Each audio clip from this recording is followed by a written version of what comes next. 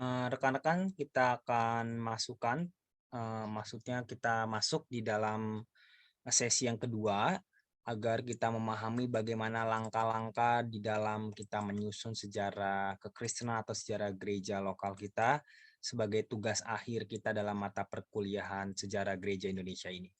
Mari kita pelan-pelan mengikutinya. Saya membuat dalam video supaya rekan-rekan bisa mengulangnya lagi di waktu-waktu tertentu agar kita juga lebih memahami lebih dalam terkait dengan bagaimana menyusun atau menulis sejarah gereja lokal kita. Nah, beberapa langkah khusus yang dibahas dalam buku ini untuk kita bisa ikuti. Yang pertama, kita harus menyusun bagan dan kerangka sistematis. Ya, ada beberapa bab yang bisa kita kupas. Jadi yang pertama adalah bab 1, kita mengupas tentang latar belakang dan konteks berdirinya gereja. Ini bisa dalam hal doktrin, teologis, konteks sosial, ekonomi, politik, budaya, dan agama. Bisa dari konteks lokal maupun internasional atau global. Jadi misalkan rekan-rekan gereja di Nias, ya tahun berapa, misalkan bangunnya tahun 1960 misalkan. Ya kupas bagaimana sosial politik pada tahun 60 di Nias, caranya gimana ya, kan banyak sumber-sumber. Jadi itu bisa sebagai sarana untuk kita mengerti apa sih yang menjadi pergumulan atau latar belakang gereja tersebut berdiri. Oh, berdirinya tahun 2021 misalkan baru terdiri. Ya, kenapa berdiri? Oh, karena ada yang namanya postmodern, makanya dia membangun gereja dengan nama Gereja Logos supaya pemahaman Alkitabnya kuat gitu kan. Yaitu perlu dikupas tentang latar belakang dan konteksnya. Di bab 2 yaitu deskripsi kronologis. Nah, ini berdiri dari perkembangan ya dan perkembangan gereja. Jadi kronologis berdirinya dan perkembangan gereja termasuk pengembangan organisasi dan sistem pelayanannya. Nah, deskripsi daripada kronologis ini bisa dibagi di atas beberapa babak atau periode silakan. Dan bisa diisi dengan data statistik, nama-nama pengurus, foto mereka, ya seksi-seksi atau komisi yang ada, tetapi sebatasnya saja, tidak perlu selalu detail. Udah dapat ya, jadinya udah dapat ya yang pertama latar belakang, yang kedua deskripsi kronologis. Nah, ini biasanya pertanyaan berapa halaman. Ya saya pikir kata berapa halaman tidak perlu kita tanyakan ya. Asal udah jenuh, aman. Nah, kebanyakan bukan data yang jenuh, kita yang jenuh ya kan. Bab 3 ini yang utama juga dan penting. Uraikan atas beberapa topik atau tema penting dalam kehidupan dan perjalanan sejarah gereja. Uraikan aliran denominasi mana? Pentakosta kah? Karismatik kah? Uraikan. Oh, kami lebih memilih karismatik bukan Pentakosta. Why? Uraikan juga tentang warisan teologi dan upaya merumuskan dan mengembangkan teologi sendiri. Kupas. Oh, pendeta dapat teologi sendiri, ya dikupas. Bagaimana? Warisan teologi dari mana? Dari Calvin? Dari Luther? Kupas. Yang ketiga, peribadahan. Bagaimana ibadah berjalan, kategorialnya apa aja, kaum ibu, kaum bapak, anak muda, sekolah minggu, dan ibadah-ibadah lainnya. Pembinaan warga gereja yang keempat dan pelayanan. Lihat, apa doktrin yang dianut dari aliran atau denominasi yang di gereja kita. Karena itu akan mempengaruhi pelayanan dan pembinaan warga gereja. Kesaksian keluar, bagaimana pengkabaran Injil, diakonia atau pelayanan yang ada, pelayanan kemasyarakatan, gimana peran gereja, kupas itu. Sebab ini, hubungan dan kerjasama dengan masyarakat luas harus juga ada, termasuk dengan pemerintah atau umat beragama yang lain. Ada nggak? Ya, utusan dari gereja saudara, berdiskusi lintas agama. Lalu hubungan dan kerjasama dengan ekumenis, dengan PGI, PGPI, PGLII, dengan gereja-gereja lain ada nggak gitu? Oh, banyak ya, jadi udah dapat ya gambarannya ya, udah mulai bisa dikupas ya. Kaderisasi dan peremajaan pelayanan gimana, berbagai program pembinaan, pembantu bakat, dan pelatihan seperti apa, ada nggak dikupas di sini. Lalu keuangan dan pembendaharaan, Panggi ngaco nih. Nah, tentu keuangan dan pembendaharaan bukan laporan pemasukan berapa, pengeluaran berapa tiap minggu. Aduh, bisa 5.000 halaman itu, nggak perlu itu.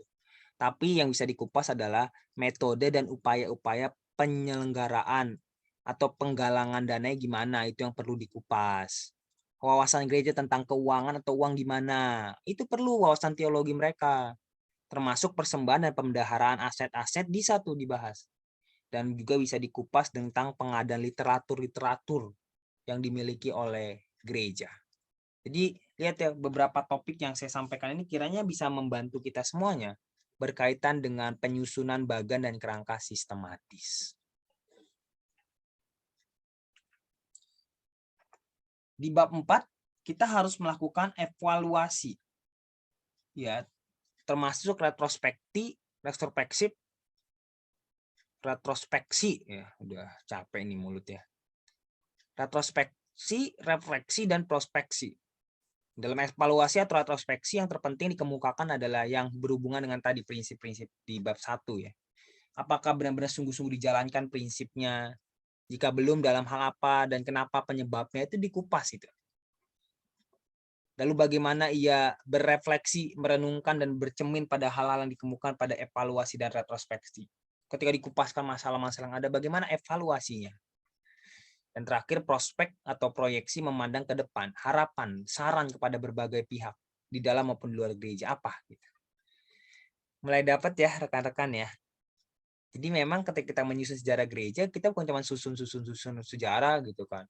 Pada tanggal 21 Januari 2010, Tuhan mengutus Bapak A untuk mendirikan gereja GBIX di Ternate. Ternate adalah tempat di mana banyak sekali penyembahan berhala. Dan Bapak Pendeta X masuk di sana lalu menghancurkan semua penyembahan berhala. Ya jangan seperti itu doang. Tapi bagaimana memberikan masukan ke depannya. Yang kedua adalah kita mengumpulkan dan mengklasifikasikan bahan-bahan sejarah. Ini penting ya. Bahan-bahan sejarah. Ini tugas paling penting dan paling sulit memang dalam menyusun sejarah gereja. Makanya kita harus menelusuri bukti-bukti. Ya rekan-rekan makanya harus nelpon gembala, minta telepon, minta foto. Kalau bisa langsung datang boleh, kalau nggak bisa ya Pak fotoin Pak, atau minta pengerjanya. Kalau rekan-rekan di Jakarta, gereja di daerah ya minta foto. Panggi, gimana Panggi? Nanti saya akan buatin surat pengantar kalau perlu sebagai tugas. Minta sama sekretariat, saya akan ngomong. Ya. Supaya memang penelitian kita ini benar-benar meneliti. Lihat bukti-bukti surat keluar masuk bagaimana, notulen keputusan rapat sidang kongres bagaimana, atau bisa rekaman peristiwa dalam bentuk laporan, reportase, foto dan video. Itu lihat, cari dengan lengkap, cari susun dengan rapi dan baik. Ya. Terhadap hal ini memang gereja di Indonesia sangat kurang sekali dalam menyusunnya, makanya Profesor Jan Siararitonang mengusulkan membuat yang namanya PDSGI, Pusat Dokumentasi Sejarah Gereja Indonesia. Ini berkantor di STFT Jakarta, Jalan Proklamasi nomor 27, dan tentunya ngeling dengan PGI. Tetapi rata-rata yang di sini arsip-arsip dari gereja-gereja mainstream, kayak gereja Pentakosta jarang banget. Ya, arsip-arsipnya jarang sekali ditemukan ya. Kalau rekan-rekan ada uang, rekan-rekan silakan baca buku daripada Elia Tambunan ini. Ini buku yang cukup bagus, bukan cukup ya, sangat bagus menurut saya. Dia mengupas tentang sejarah sosial Pantekostalisme, khususnya memperingati 100 tahun ulang tahun GPDI tahun 2021. Dia bagaimana mengupas sejarah dari sisi sosial. Ya, ini bagus sekali. Dia juga awal-awal menunjukkan beberapa bukti. Contoh surat yang mereka kirim kepada pemerintah Hindia Belanda tentang nama Pantekosta, bukan Pentakosta. Sampai sekarang mereka masih memegang bahwa gereja itu bukan gereja Pentakostal, tapi gereja Pantekosta. Ya, karena memang dari Belanda ya. Itu hal yang sangat menarik. Makanya perlu dibentuk satu tim atau kepanitiaan yang pada giliran menyusun dan menulis. Ya, makanya saya bilang silakan berkelompok gitu ya. Sebaiknya ada surat resmi ya, baik dari gereja maupun dari kampus, lalu diklasifikasikan sesuai dengan bagian-bagian di nomor 1 tadi, ya, dan tidak semua arsip yang kita dapat harus diolah untuk menjadi penulisan sejarah, nggak usah. Yang penting-penting aja. Ya, makanya kita dapat mengumpulkan data dari sumber lisan. Nah, ini kita bisa mengumpulkan dengan tokoh-tokoh kunci. Kalau memang dia foundernya ya lebih bagus gitu. Itu bisa. Dan olah data hasil wawancara dengan tetap dituliskan dan ditafsirkan. Jadi ketika habis wawancara, buatlah verbatim. Ya, verbatim apa Panggi? Ya, verbatim itu adalah transkrip dari apa yang kita tanya dan apa yang kita dikatakan oleh narasumber. Namun bukan hanya transkrip menulis, tapi kita juga harus membuat yang namanya penafsiran. Oh, maksud dia adalah misalkan contoh, gereja ini setiap bulan bekerja sama dengan pemerintah dalam membangun dan membersihkan selokan-selokan. Nah, ini kan artinya bagaimana masuk dalam kategori hubungan gereja dengan negara dan dalam kategori peran gereja bagi lingkungan. Itu bisa. Yang ketiga, ya menulis dan mendiskusikan draft awal. Setelah bahan baku tadi didapat dan diklasifikasikan, mulailah menulis. Kerjasama untuk memperhatikan kesinambungan isi dan jangan sampai tumpang tindih satu dengan yang lain antara bab-bab yang lain. Tuliskan melalui apa yang Anda dapatkan, tuliskan. Ya, tuliskan dengan penuh kehati-hatian agar tidak bertentangan dengan sumber data yang didapat. Yang keempat, revisi draft gitu ya. Ya udah ada draft ya, setelah itu isinya lihat secara substansial bagus nggak, disepakati nggak nih draftnya. Kalau udah, lakukan penulisan lebih detail. Bahkan pilih juga mungkin proofreader yang memiliki kepakaran dalam bidang sejarah kekristenan. Yang bukan hanya melihat tipe-tipe, ya ada yang tipe-tipe, koma, titik, itu harus. Tapi juga lihat terkait dengan runtutan sejarahnya. Ya. Dan terakhir, ya menerbitkan dan meluncurkan dan mendistribusikan. Ya. Bisa diluncurkan oleh gereja tertentu atau dikumpulkan bersama-sama dengan tugas mahasiswa yang lain. Nah, ini doa saya rekan-rekan, apabila rekan-rekan mengerjakan dengan sungguh-sungguh, kita akan membuat satu buku, ya mungkin bisa sampai 500 halaman, nggak apa-apa, 1000 halaman pun nggak apa-apa, tentang beberapa sejarah gereja lokal di GBI atau gereja lokal yang lain. Saya berharap sekali itu sampai di sana. Kalaupun nggak tahun ini, mungkin 2 tahun lagi, tapi berdasarkan tugas-tugas mahasiswa dan rekan-rekan adalah penulisnya. Bisa jadi hadiah, sekali lagi bisa jadi hadiah. Seperti ini kita akan tulis. Wow, saya semangat sekali ya. Rekan-rekan semangat nggak ya? Tentu pada capek, ngantuk ya. Saya harap semangat kita ya. Beberapa contoh sejarah gereja yang sudah ditulis yang tentunya terpelihara sampai saat ini dan bisa dicek kevalitan daripada cerita-cerita di dalamnya. Ya, dulu ada namanya Benih yang Tumbuh. Ini beberapa sesi ya. Ada Benih yang Tumbuh dari 1 sampai berapa ya? Ada 18 kalau nggak salah. Itu cerita tentang sejarah-sejarah gereja-gereja yang ada. Contoh Benih yang Tumbuh part 4 itu tentang gereja Batak Karo Protestan, GBKP. Baru gereja Benih yang Tumbuh yang ketiga itu Gereja Kristen Jawa Tengah Utara, GKJTU. Benih yang Tumbuh yang keenam itu tentang Gereja Toraja. Saya punya rekan dari Gereja Toraja. Jadi ada banyak tuh, ada beberapa tuh. Tapi saya cari-cari kok Pentakosta belum ada ya. GPDI kayak belum ada deh. Nah ini beberapa bukti yang ada. Rekan-rekan silakan cari supaya bisa dapat gambaran lebih umum. Atau peninjau ya. Peninjau pun demikian. Ini ada Gereja Protestan Indonesia di Donggala, Gereja Protestan Sulawesi Tenggara, Gereja Masai Injili Halmahera ya. Dengan peninjau ini. Ada lagi nih, dinamika GKPB, Gereja Kristen Protestan Bali dalam perjalanan sejarah ini. Ini cukup tebal, 429 halaman ini. Intinya menjelaskan secara detail mengenai latar belakang gereja Kristen Protestan Bali, GKPB, dengan budaya lokal Bali dan konteks sosialnya. Ya, bagaimana mereka membangun teologi mangga. Ya, ini bagus ini untuk dikupas nih. Untuk jadi wawasan bagi kita. Ya, ini beberapa yang lain. Salib dan Adu. Ya, studi sejarah dan sosial budaya tentang perjumpaan kekristenan dan kebudayaan asli di Nias dan Pulau-Pulau Batu, Indonesia. Ya, lalu ada buku tentang lahir, berakar, dan bertumbuh. Ini sejarah 150 tahun HKBP ini. Ya, dari tahun 1861 sampai 2011. Ya, 7 Oktober 1861 pun dipilih sebagai hari lahir HKBP, memiliki latar belakang tentunya. Atau Batra Injil di Halmahera, Gereja Halmahera ini.